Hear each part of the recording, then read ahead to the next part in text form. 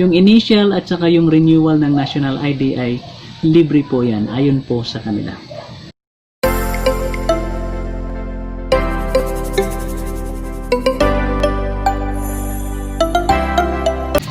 Hello boy, Butchoy! Kumusta kayo mga kabutchoy?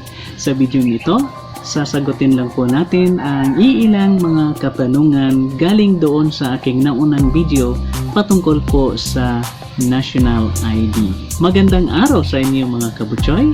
Sana ay okay lang kayo dyan habang kayo ay nasa bahay. Huwag pag-alagala para safe po tayong lahat. Huwag natin i-spread ang ating kung ano man meron tayo. I-spread lang natin ang ating pagmamahal sa isa't isa. Magandang araw muli mga kabutchoy. Sana ma-enjoy nyo ang video ito. Iyon mga kabutchoy, sisimulan po natin ang ating usapin sa hapong ito. Ang pinakaunang tanong ay nanggaling po kay First Things First 007. Tatlong buwan na po ito ang kanyang katanungan at ngayon lang natin sasagutin. Ang tanong niya po ay sabi niya, pwede ba ako makakuha niyan kahit American citizen na ako? Ang sasagot po ay ang Philippine Statistics Authority mismo. Ang sabi po nila dito sa who are eligible to get one is, ito po yung sagot nila. All Filipino citizens are automatically eligible to get a national ID, including overseas Filipino workers, dual citizens residing in another country, and even resident aliens or foreigners. Ibig pong sabihin, kapag ikaw ay American citizens na, hindi ka na pong kasama sa national ID kasi citizen ka na ng Amerika. So, pero kung dual citizens po kayo, pwede pa rin kayong kumuha ng national ID. Even yung mga foreigners na nandito sa ating bansa, sa Pilipinas, kagaya ng sabi rito, resident aliens, kung mayroon silang visa ng residency, then pwede rin po silang kumuha nitong national ID. Ang susunod po na katanungan ay nanggaling naman po kay Ginard Diacor Vlogs. Hindi ko alam kung tama ang mga pagkabanggit ko ng inyong mga pangalan. 3 buwan na rin po itong lumipas. Ang sabi po niya, para saan po yung national ID? Naku, hindi pa alam ni kapatid na ni Kabutchoy Ginard kung para saan pa ang national ID. Babasahin ko rin po ang sagot kung para saan ang national ID. Ito po yun. What is the use of the national ID? Sabi po rito, the purpose is to establish a single Philippine identification system for all citizens and resident aliens of the Republic of the Philippines for easier accessibility and applications for eligibility to social welfare programs and benefits from the government. So, para po mas mapabilis ang mga transactions natin, mapa-private man yan o mapa-public, kapag mayroon tayong isang ID, mas mabilis po siya. Hindi na tayo maghahanap o maghahalungkat sa ating wallet o sa ating mga kung saan bag para maghanap ng mga iba-ibang klase ng ID. Hindi na rin po tayo hahanapan pa ng mga opisina na pinagtransakan natin ng iba-ibang ID kung mayroon na tayong national ID. Pero nililinaw po ng PSA na hindi po ito kapalit ng mga existing functional IDs. Ano po yung existing functional IDs? Kagaya po ng passport. Hindi po napapalitan ng national ID ang mga passport. Kagaya rin po ng driver's license galing sa LTO. Hindi rin po napapalitan ng national ID ang mga ganoong klase ng ID. Yun po. Nililinaw po nila yan kasi baka isipin ng iba mayroon na akong national ID so okay na yun sa driving or okay na ba yun sa abroad or sa DFA. Hindi po. Ang susunod po na katanungan ay galing kay Rima J. Aquino. Sabi po niya, good morning po. Tatanong ko lang po kung pwede din po ang PIN ID para po makakuha ng national ID po. Ang sagot po yan ay isang text galing sa isang representative ng national ID. Wala pa pong representative ng national ID. Ito pong mensahe, PM po sa akin ng isa sa mga tauhan ng PSA kasi nagtatanong din po ako sa kanila. Ito po yung sagot niya. Hinihikayat ng PSA ang mga magpaparehistro na magdala ng orihinal na kopya ng isa sa mga sumusunod. Una, PSA issued certificate of live birth kasama ang isang government-issued identification document na naglalaman ng buong pangalan, front-facing photograph, at signature o thumb mark. Pangalawa, Philippine passport mula sa Department of Foreign Affairs. Pangatlo, Unified Multi-Purpose Identification o yung UMID na tinatawag. At GSIS ID din po, pwede rin po siya. O kung mayroon pa kayo ng luma ng SSS, pwede rin po yun. Valid pang-apat, valid LTO, issued student's license permit, o non-professional or professional driver's license. Kung sakali po na wala kayong dokumento sa mga nabanggit na requirements, maaari nyo pong maipakita ang inyong TIN ID. Dahil ito po ay naglalaman ng inyong buong pangalan, front-facing photograph, at signature o thumb mark. Sa madaling salita po, sa kasagutan doon ay pwede po kung wala talaga kayo noong mga nabanggit na mga IDs. So, basta mayroon po siyang thumb mark, signature, pangalan, at picture po ninyo sa TIN ID ninyo is okay po yon dalhin as requirement sa pagkuha ng national ID. Ang susunod po na katanungan ay galing kay PaxQ. PaxQ. Sabi po niya, saan at paano makakakuha ng valid ID ang isang bata, sir? Sa ngayon, walang school ID. Valid ba to? Anyways, para makakuha ng valid ID sa bata. Nung binasa ko po yung tungkol sa national ID sa website or sa Facebook page ng Philippine Statistics Authority, wala po silang binanggit sa bata. Actually, hanggang sa ngayon pa naman po yata, correct me if I'm wrong, no? Comment po kayo sa baba. Hindi naman kailangan ng valid ID ang mga bata. Siguro, exemption doon is kung mayroon kang mga transactions kagaya ng pagkuha ng passport, siguro hahanapan, pero birth certificate lang po ang pinaka ID ng mga bata. Hindi po sila talaga hinahanapan. Bukod doon sa sasakay ka sa bus, hinahanapan ng school ID para lang malaman ng bus company na nag-aaral talaga yung bata at anong level na yung bata na yun. Yun po yung purpose kung bakit hahanapan siya sa bus. Pero other than that, hindi naman po kailangan talaga ng mga bata below 18 years old ng national ID or ng any valid ID. As long as may birth certificate sila at kasama nila yung magulang nila, wala pong problema doon. Ang susunod po natin na katanungan ay galing kay Sarge Omar. Sabi po ni Sir Sarge, mayroon na ba yung ID na yan, sir? Isasabay na rin po natin yung kay Nelson Celendro. Ang sabi nila, wala pa daw yan. Meron na pala. At sabi naman ni Zyrel, pwede na po ba ngayon makakuha national ID? Yan. So, sagutin po natin yan, pero hindi po ako ang sasagot. Ang sasagot uli ay ang galing sa PSA. Sabi po dito, what is the latest update on the implementation of national ID? Babasahin ko lang po yung sagot. As of now, the PSA or Philippine Statistics Authority is currently doing systems calibration in coordination with the different agencies and sectors to ensure seamless delivery, registration of at least 5 million low-income household heads starting fourth quarter this year. Magsisimula po itong October, November to December, yan po yung fourth quarter ng ating taon. Magsisimula ng makakuha ang mga low-income household heads.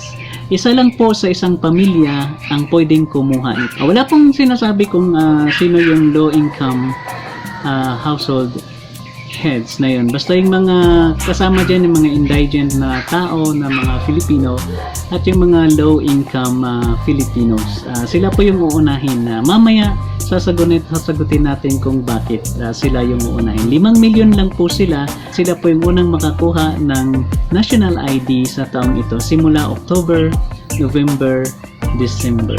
Ang susunod po, mayroong mga nagtanong kung may bayad ba ito. Galing kay Abril Villarreal. Meron po ba bayad? At si Mikais TV, may idea po ba kaayo Koy kung magkano yan? May idea po ba kayo Koy kung magkano yan? Ang sagot po dyan ay sabi ng PSA, initial application and renewal shall be free of charge for both local and resident aliens. Libre po itong national ID. Replacement due to loss, damage, or change of entries will be subject to a fee that has not been disclosed by PSA yet. So wala pa pong nakakaalam kung magkano ang replacement sa ID kapag nasira o nawala ninyo ang inyong national ID. Pero yung initial at saka yung renewal ng national ID ay libre po yan, ayon po sa kanila.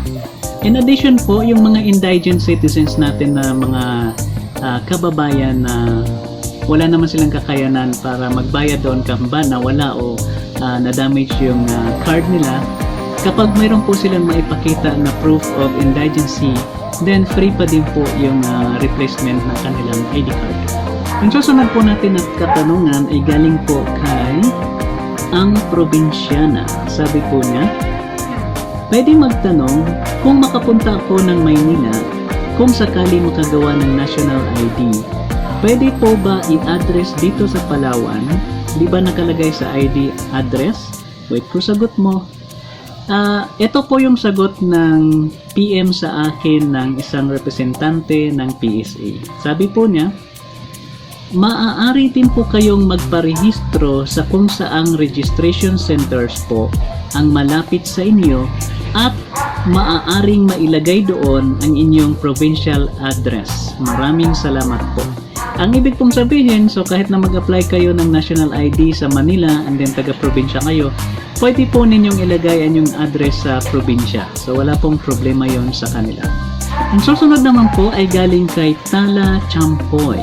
Sabi po niya, ako idol, wala pa ako niyan, di pa ako nakakapag-apply ng akin. Need ba talaga to sa atin dyan sa Pinas? So nasa ibang bansa si Tala Champoy. Tala Champoy, as of now hindi pa naman talaga siya need. Baka darating yung time na need na talaga siya dito sa ating bansa para mapabilis yung mga transactions natin sa iba't ibang mga opisina. So hindi ko lang sure kung gaano siya ka-need, pero baka darating ang panahon. Why not kumuha na tayo ng ganitong klase ng ID, dito ba? Para ready na tayo. Boy Scout at Girl Scout, ika nga nila. Ngayon naman mga kabutsoy ay magdadagdag po ako ng kaalaman patungkol dito sa national ID na to. Kasi kanina nabanggit ko lang na ang unang makakakuha ay ang mga low income household heads lang for this year, sa fourth quarter of this year. Mayroon pong paliwanag o kasagutan ang PSA kung bakit sila yung mauuna. Babasahin ko po muna yung kanilang sinabi. Sabi po nila, in light of the COVID-19 pandemic, prioritizing low-income household heads in the registration process aims to enable them with their national ID to open bank accounts so that they would be able to receive the government assistance digitally. The goal is to ensure that at least one member of low-income households who lack identity documentation has an ID sufficient for opening a bank account. Yan po yung reason ng PSA para mas mabilis na makapag-open ng bank account ang mga low-income household heads. At doon na rin nila makukuha yung tulong ng gobyerno sa kanila. Yan po yung pinakarason ng PSA bakit sila yung mauuna. At sinagot din po ng PSA ang katanungan na how about yung mga remaining populations? Kailan ba sila makakapag-rehistro? Halimbawa, yung mga labas doon sa low-income household heads. Kailan tayo pwedeng magparehistro? Ito po yung sagot ng PSA. Babasahin ko lang po. The PSA aims to register majority of the Filipinos by the end of 2022 and will open the registration to the general public in 2021. Further announcements on this will be made to ensure that the public is informed and ready for the lineup of registration activities of the PhilSys. PhilSys po ang tawag sa National ID, Philippine ID System. So PhilSys po ang short sa kanya. Yan namang mga kabutsoy ang ating announcement, paliwanag, kasagutan sa mga tanong ng ating mga kabutsoy sa araw na to. Sana ay nasagot ko lahat ng mga tanong nila. Ang mga sagot po na binasa ko at sinabi ko, hindi po yan ang galing sa akin lamang. Yan ay galing mismo sa mga representante ng Philippine Statistics Authority. Nagbukas din po ako sa kanilang website. Pwede rin po kayong pumunta doon sa kanilang website, psa.gov.ph PhilSys, or pwede rin po kayong bumisita sa kanilang Facebook homepage. Yan po ay inirekomenda sa akin ng representante nila na kung gagamitin ko daw yung mga sagot niya sa vlog ko, dapat ilink ko daw itong vlog na to doon sa homepage or website ng PSA. So, yan po. Sana ay naliwanagan na po kayo at kung mayroon pa po kayong mga katanungan, mag-comment po kayo below. Nais ko rin po magkaroon ng healthy discussions kagaya din po ng nauna kong vlog or video tungkol sa paano at kung saan makakakuha ng national ID. Comment din po kayo below at mag-usap-usap po tayo para marami pang makakaalam at madagdagan pa ang ating mga kaalaman. Baka mayroon din pa po kayong alam na hindi ko nabasa rito. Pwede rin pong i-comment dyan, idagdag nyo po ang inyong mga kaalaman. Ngayon naman po mga kabutsoy, nais ko rin pasalamatan ng aking mga supporters, ang aking mga channel members at of course ang aking mga super chatters sa mga nakalipas na panahon. Pasalamatan ko po ang aking channel members sa hapong ito. Nais ko rin pong i-shoutout sila. Unang-una po si Marix TV Channel, mate. Maraming salamat sa suporta. Lazy81 Dawkins, maraming salamat madam. Inday Raketira, Ma'am Inday, salamat din po. Rich Nakwa, maraming salamat Ma'am Rich. Warly Castro, maraming salamat din sa iyo Sir Warly. RPM TV Discovery, classmate ko rin po ito. Maraming salamat sa iyo, RPM TV Discovery. Juna Vodbarka, maraming salamat sa iyo, Ma'am Juna. Hindi ko alam kung saan bansa si Ma'am Juna. Maraming salamat sa pagpa-member, Ma'am, sa aking maliit na channel. At Pinoy Texan TV, siya ay nasa Texas. Maraming salamat sa iyo, boss. At si Sarge Omar, nasa ibang bansa din siya. Maraming salamat sa iyo, Sarge. Ito ay isang Surigao din na kababayan. At ang bagong member po na yung channel, si Rene Pabas. Maraming salamat sa iyo, Silingan, sa iyong pagpamember sa aking maliit na channel. Mga kabutsoy, tapos na naman po tayo. Sana ay nag-enjoy kayo at may natutunan kayo sa aking vlog sa hapong ito. Maraming salamat po sa inyong lahat na nasumusubaybay sa aking channel, Wendell Moraldas channel po. Yan. So salamat po muli sa pakikinig at panunood, pagsubaybay. Thank you po sa inyo. Mabuhay po kayong lahat. Sana ibigyan kayo ng Panginoon ng mahabang buhay hanggang sa magsawa kayo sa buhay na ito dito sa mundong ibabaw. God bless us all.